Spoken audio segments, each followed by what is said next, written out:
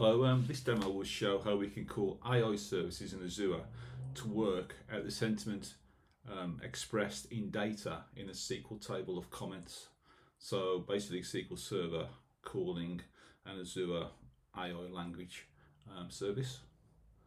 Now the AI functionality is only available in SQL Server 2025, apologies for the spelling of server there, and Azure offerings. Now we could also work out stuff like name entities, key phrase extraction, PII detection and summarization from a past string or a comment or whatever. The demo will pass each comment to the Azure language service endpoint and receive the following information back. One, a one-word description of the sentiment. Two, a percentage representing how positive the comment is. 3, a percentage representing how neutral the comment is, and 4, a percentage representing how negative the comment is. So without further ado, so this is Microsoft code just connected to my Azure SQL database. So I'll just run each one at a time. Before I do that, actually, I'll just show you the Azure service. So it's a language service I've called service in Azure. I've called it Neb AI test. So language service, that's the overview of it. I'm sorry. That's the endpoint, which is important.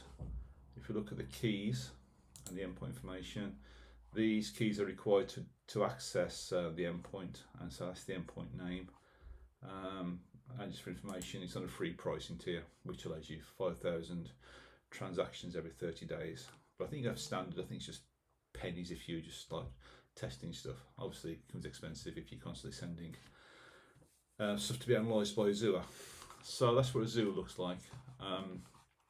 So if we just switch back to Microsoft code, which is here. So if we run each of these sections.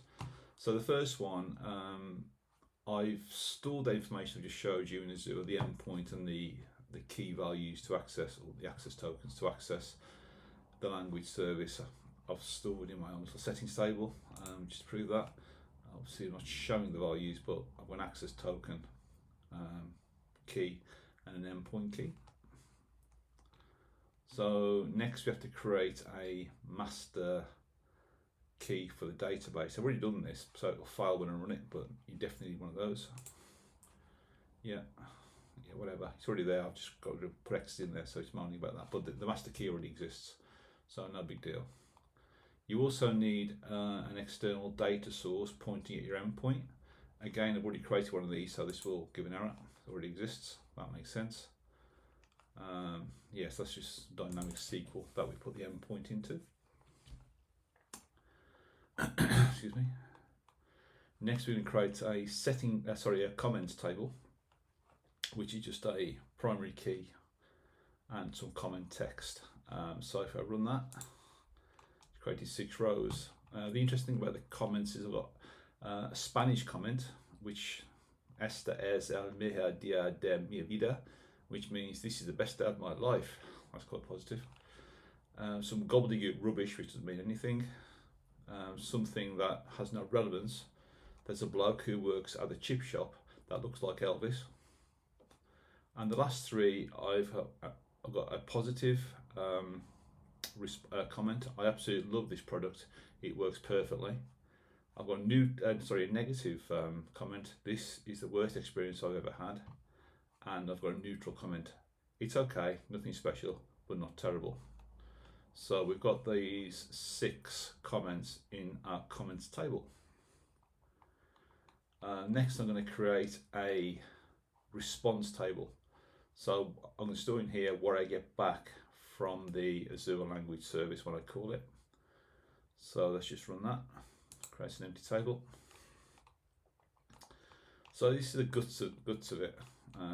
Without getting specifically into all the details of the code, I'll just read out what this code actually does. This section is where we call the Azure language service. Note, I am cursor processing the comments table and calling the service per iteration of the cursor. This involves building a payload JSON document and submitting this to the service. So it means building each iteration, we create a JSON document and call the service. I could alternatively have built one big payload file and called the service once. When the payload is built, I pass it to the REST T-SQL function sp invoke external REST endpoint to get a response back. I then shred the return response and store the responses in the response SQL table. So, yeah. So this is my template for the payload. So I'm going to cursor process the commons table, which we've got 6 rows, so 6 iterations. And for each iteration, I'm going to build a payload file, which is this thing here. So I've got a template. I need to give it a header section as well to look at, so it knows where it's to go, and with the access token. So it needs that. Empty the responses table, and then I'm just doing a cursor to iterate over the comments. And this is the REST API function that we call, passing the headers, passing the payload for the current comment, which is done here. So I'll just take my template, which I've created here, and just replace that text with a comment that I'm reading from the file on the cursor process. So it's a post on the REST. Pass the URL, pass the headers, pass the payload, and get a response back. When the response comes back, I shred it and store it into local variables, positive, neutral, negative, sentiment, and put that into my responses table, and then get the next record. So there'll be 6 of these.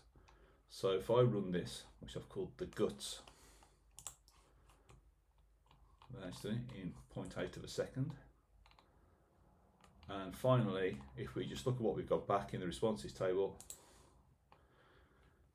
we've got 6 entries, which you expect. The first one is a Spanish one, which has got 100% positive value for, percentage for, and it said the sentiment is positive. So 100%, 0% on neutral, 0% on negative. The rubbish one comes back as more or less neutral. He thinks it's 2% positive for some reason, no idea why. The one about the bloke who looks like Elvis working at the chip shop, that comes back as 90% neutral, 9% positive, 1% negative. I absolutely love this product. It works perfectly. That comes back as 100% positive. This is the worst experience I've ever had. This comes back 100% negative. And finally, it's okay, nothing special, but it wasn't terrible. Comes back as a bit positive, but mainly neutral. And that's it really. So takeaway, quite easy to do, a bit finicky with the shredding the JSON, but once you get your head around it, it's quite easy to do, and there's lots, and all the AI services in Azure work in a similar way using REST APIs and using JSON documents. Anyway, that's it. Hope you enjoy the demo. Thanks a lot. Bye.